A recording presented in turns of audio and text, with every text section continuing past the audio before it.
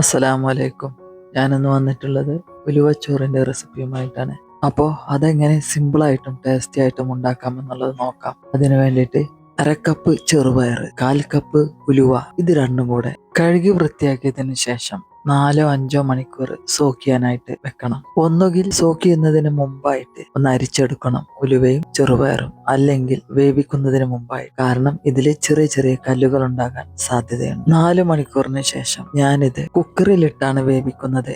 അതിന് മുമ്പായിട്ട് ഇതിലേക്കായിട്ട് 2 ഐറ്റംസും കൂടെ ചേർക്കാനുണ്ട്. കുക്കറിലേക്ക് ചെറുപയറും ഉലുവയും ഇട്ട് കൊടുത്തതിന് ശേഷം അത് മൂടി വെക്കുക. പിന്നെ ഇതിലേക്കായിട്ട് അരക്കപ്പ് സിലിക്കി അരിയാണ്. ഇത് പെട്ടെന്ന് വേവുന്ന അരി ഉണ്ടല്ലോ, അത് നന്നായി കഴുകിയിട്ട് അത് ഇട്ട് കൊടുക്കുക. പിന്നെ അരക്കപ്പ് നുറുക്ക് ഗോതമ്പ്, ഇതില് കളർ കൂടിയ ഒരു സൈസ് നുറുക്ക് ഗോതമ്പുണ്ട്, അതിനാണെങ്കിൽ വേവ് കൂടുതലായിരിക്കും. 1/2 ടീസ്പൂൺ ഉപ്പും വേവിക്കാൻ ആവശ്യമായ വെള്ളവും ഒഴിച്ചിട്ട് ഇത് മൂടി വെക്കുക 1/2 മണിക്കൂറും കൂടി.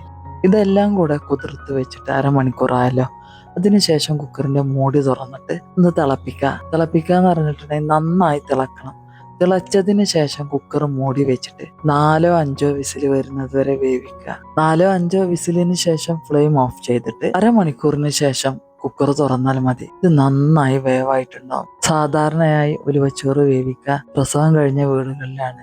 എല്ലാവരും ഇതുപോലെയാണോ വേവിക്കുക അതും എനിക്കറിയില്ല. എനിക്ക് എൻ്റെ അമ്മ ഉണ്ടാക്കി തന്നിരുന്നത് ഇതുപോലെയാണ്. ഇനി ഇത് തൂമിച്ചെടുക്കലാണ് ഉള്ളിയൊക്കെ വെച്ചിട്ട്. അത് ഇഷ്ടമല്ലാത്തവർക്ക് തേങ്ങ ചിരവിട്ടിട്ട് അങ്ങനെയും കഴിക്കാം. എന്നാ ഉള്ളി തൂമിച്ച് നെയ്യൊക്കെ ഒഴിച്ചിട്ട് തൂമിച്ച് കഴിക്കുകയാണെന്ന് വെച്ചെങ്കിൽ അതിൻ്റെ ഒരു ടേസ്റ്റ് വേറെ തന്നെയാണ്. അതിലൊരു ശകലം തേങ്ങയും കൂടി ചിരവിട്ടിട്ട് കഴിക്കുകയാണെങ്കിൽ സൂപ്പർ ടേസ്റ്റിയായി.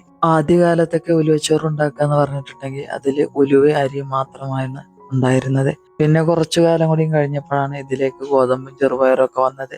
എന്തായാലും സൂപ്പർ ടേസ്റ്റിയാണ്. പറ്റാവുന്നവരൊക്കെ ഒന്ന് ഉണ്ടാക്കി നോക്കുക, ഇഷ്ടപ്പെടുന്നവര്.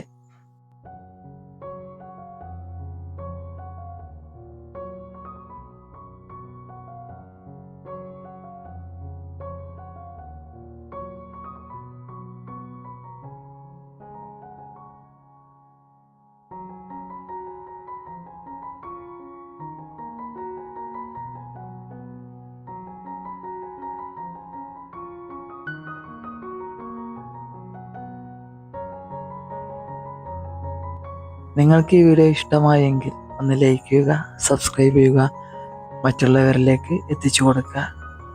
അപ്പോൾ ഓക്കെ, ഇൻഷാ അല്ലാഹ് മറ്റൊരു വീഡിയോയുമായി വരുന്നവരെ ബൈ. അസ്സലാമു അലൈക്കും.